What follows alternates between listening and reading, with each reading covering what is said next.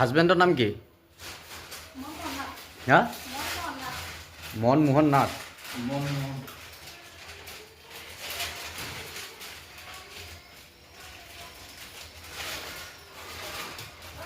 আচাৰ ফেক্টৰী।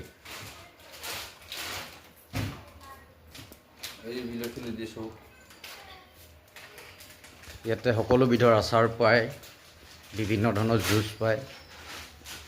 ইয়াতে আছে, এইটো আছে আপোনাৰ আনাৰসৰ জুচ, আমৰ চৰ্বত, এইফালে আছে আপোনাৰ জামু চৰ্বত, সকলো ধৰণৰ বেলেগ বেলেগ জুচ আছে। ইয়াত আছে আমৰ আচাৰ, এইটো আমৰ আচাৰ টেঙা। এইফালে আছে কঁঠালৰ আচাৰ, এই ওপৰটো কঁঠালৰ আচাৰ, আমৰ আচাৰ, এইটো আমৰ আচাৰ। বিভিন্ন ধৰণৰ আচাৰ পোৱা যায়। সৰু সুৰাকৈ এটা ফেক্টৰী বনাই কিনি ৰাখিছে।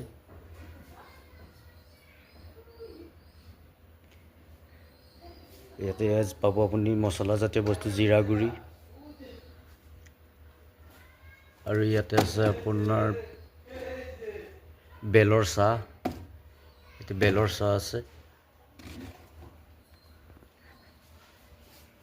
চব কি সুন্দৰকৈ সজাই কিনি ৰাখিছে। ইয়াতে আছে আপোনাৰ ওপৰতে আছে নেমু টেঙাৰ চৰ্বত, জামু ৰস, হালধিৰ পৰা ধৰি সকলো বিভিন্ন ধৰণৰ বস্তু পোৱা যায় ইয়াতে।